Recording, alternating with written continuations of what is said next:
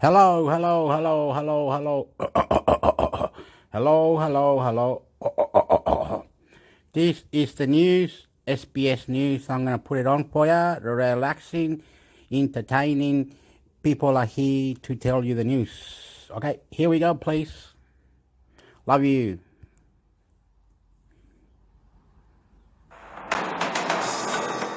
In this bulletin, the federal government has revealed its plan for net zero emissions by 2050. South Australia to reopen its borders on the 23rd of November. And in sport, vaccination requirements for the Australian Open still under discussion in Victoria. With the latest SBS News, I'm Greg Dyett.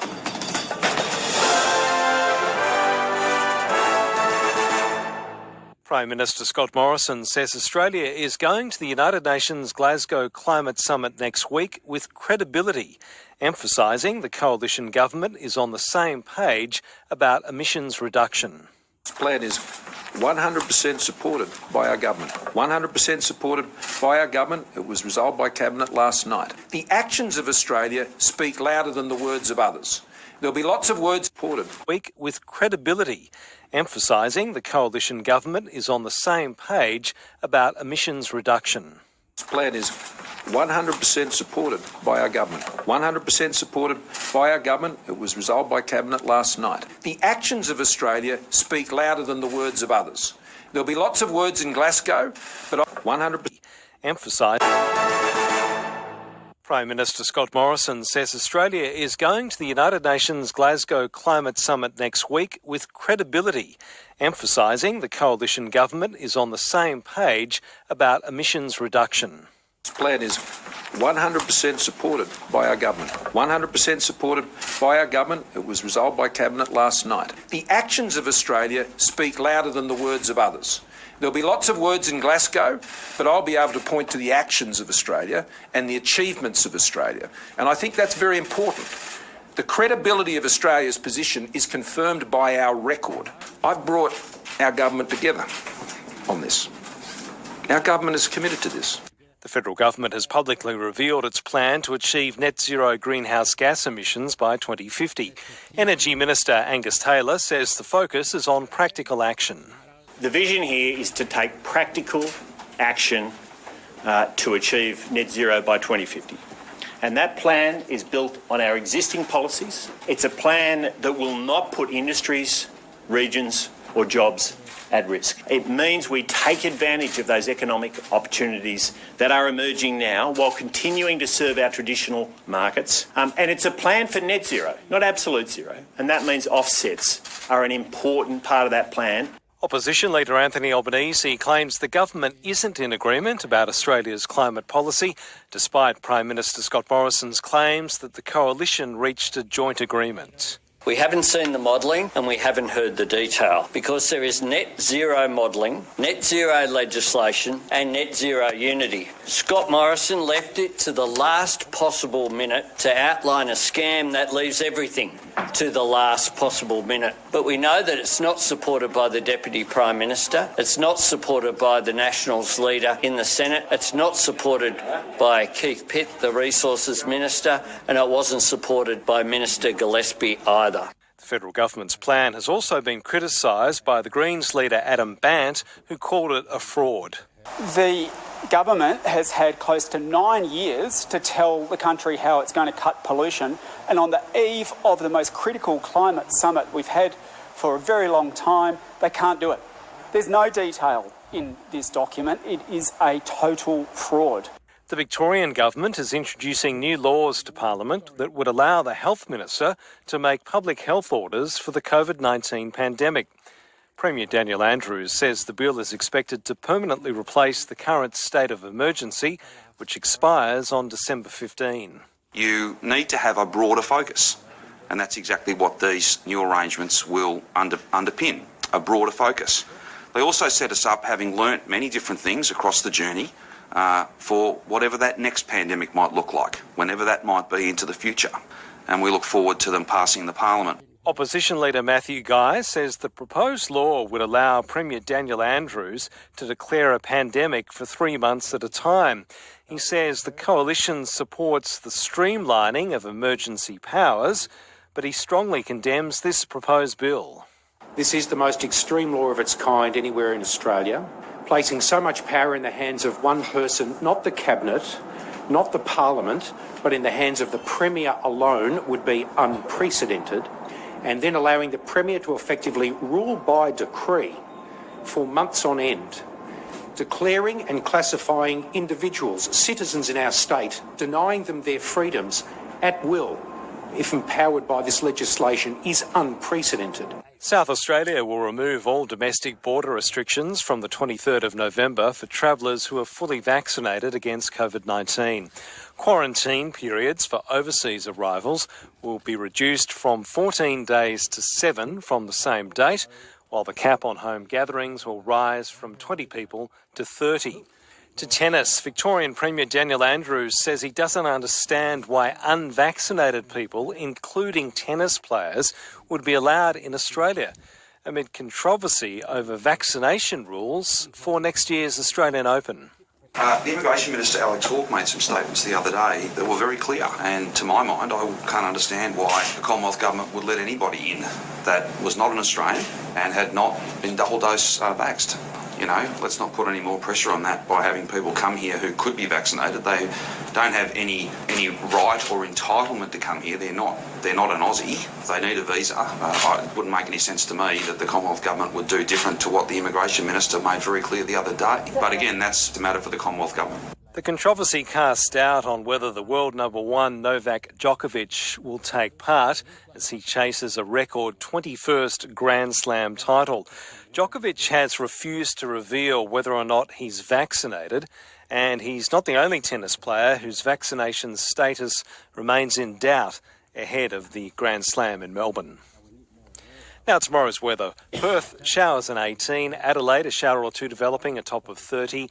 Melbourne, sunny and 26 degrees. Hobart, mostly sunny.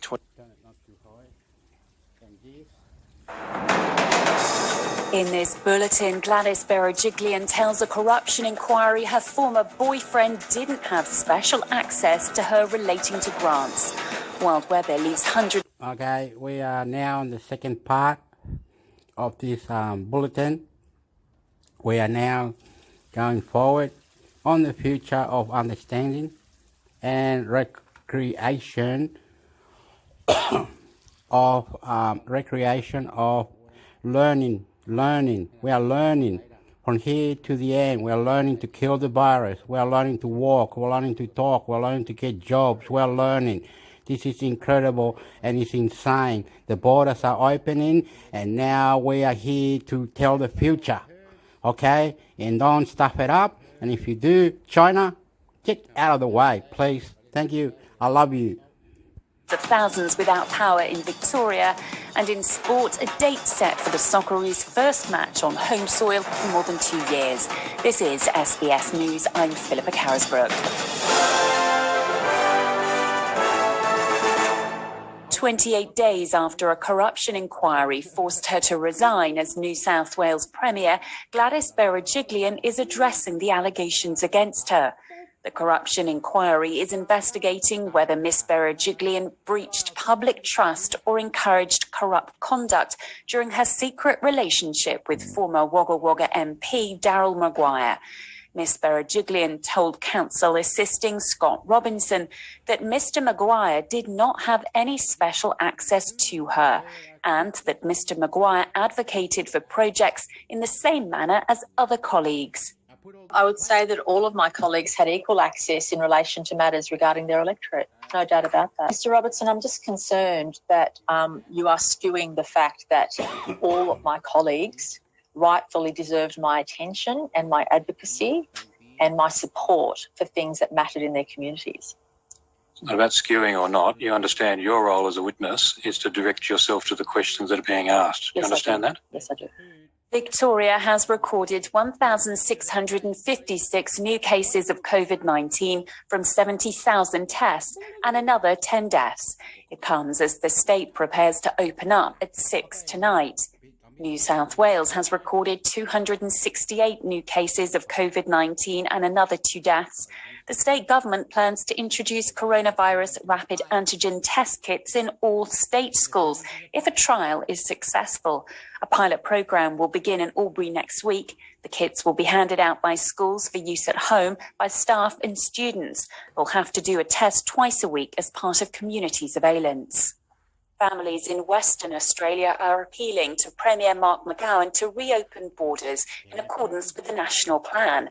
Under current arrangements, overseas parents of Australian permanent residents and citizens will be classified as immediate family from November 1 and therefore won't be subject to international border restrictions.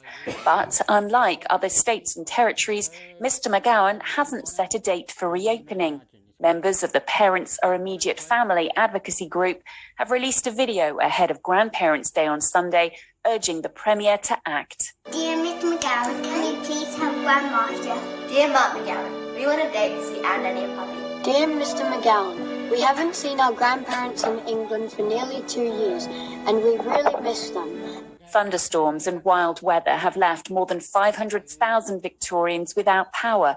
The Victoria State Emergency Service received more than 1,500 calls for help in the 24 hours to 8:30 a.m, with the most affected areas including Ballarat, Bendigo and Melbourne's eastern suburbs.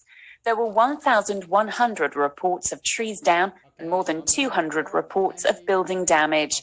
Those numbers are expected to rise as damaging winds continue. This man describes the damage on his street. It looks like our next door neighbour, there's a whole tree come down, taken the power lines and pulled the lines down right outside our property. Fairly extensive damage around our place. Let's hope we can get it fixed up quick. To sport, and it's been announced the Socceroos will play their first match on home soil in more than 2 years on November 11. The crucial World Cup qualifier against Saudi Arabia will be contested in Sydney. And now for today's weather. Perth, partly cloudy 21, Adelaide shower or 18, Melbourne showers 19, Hobart rain 12, Canberra partly cloudy 23, Wollongong partly cloudy 31, Sydney possible shower or storm 33, Newcastle much the same 33, Brisbane shower or 32, Cairns mostly sunny 33, Darwin partly cloudy 34. I'm Philippa Carisbrook. This is SBS News.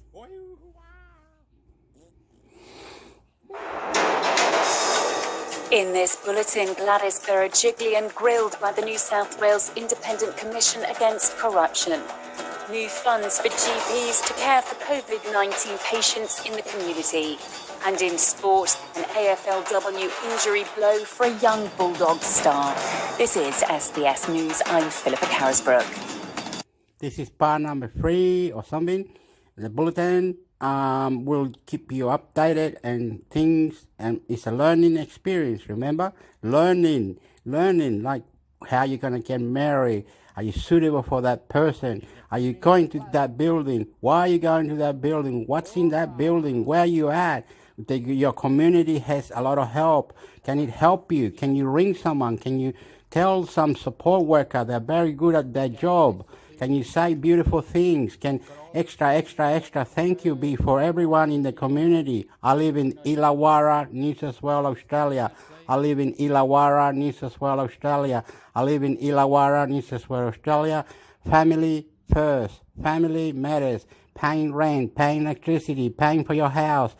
How is your superannuation going? Are you allowed to buy a house? How's your superannuation going? How is the social worker and mental health going?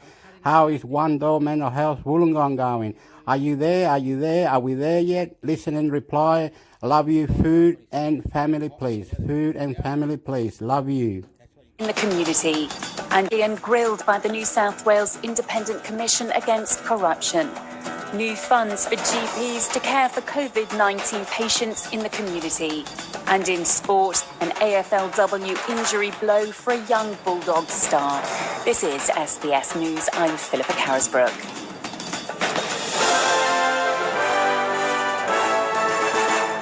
Former New South Wales Premier Gladys Berejiklian says if she had her time again, she would still not disclose her secret relationship with disgraced former Liberal MP Daryl Maguire. A corruption inquiry is investigating how the relationship may have affected how Miss Berejiklian dealt with projects lobbied for by the former Wagga Wagga member. The inquiry has heard several phone calls between the pair, including one where she told him she'd just got over $100 million in 5 minutes for a hospital in his seat. The public hearing has also focused on 2 grants that Mr Maguire lobbied for, including a $5.5 million upgrade to a clay target shooting club and a $20 million plan to build a recycle hall. Despite Miss Berejiklian and Mr Maguire confirming they both loved each other, she said she was not confident the relationship was significant enough to disclose. We didn't share finances. We didn't live. I like to say that this lady, her name is Gladys Berejiklian. I don't know what they want to do to her. She's a politician, used to be the mayor or something on news as well.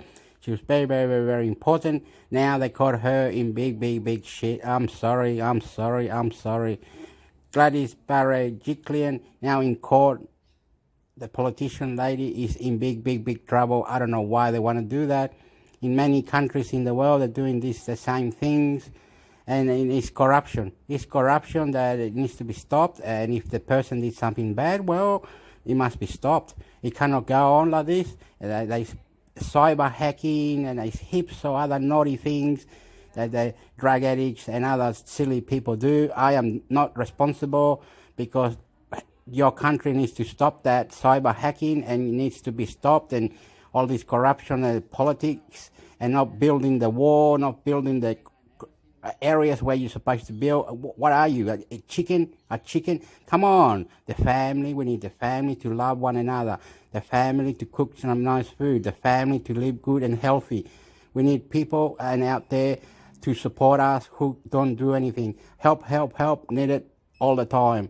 I love you. Any more, please. Opinion, listen and reply. I love you. Family matters. Food, family, food. Thank you. I love you. Opinions. Each other, she said she was not confident. Hearing again, she would. And in sport, an South Wales Independent Commission Against Corruption. New funds for GPs to care for COVID-19 patients in the community. And in sport, an AFLW injury blow for a young Bulldog star. This is SBS News. I'm Philippa Carisbrook.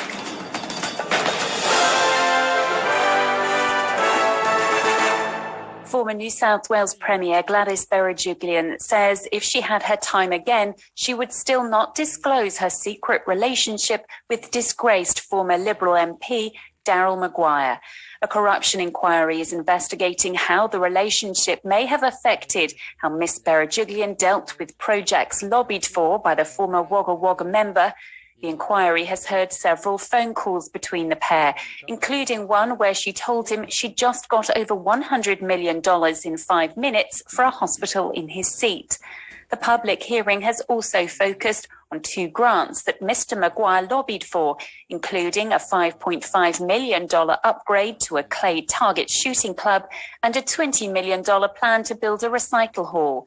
Despite Miss Berejiklian and Mr Maguire confirming they both loved each other, she said she was not confident the relationship was significant enough to disclose.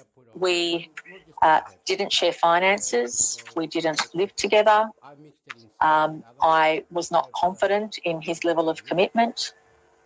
I did not regard him as a member of my family, and I did not regard there to be any impact on my public responsibility, and I did not think the relationship had a sufficient status for me to disclose it.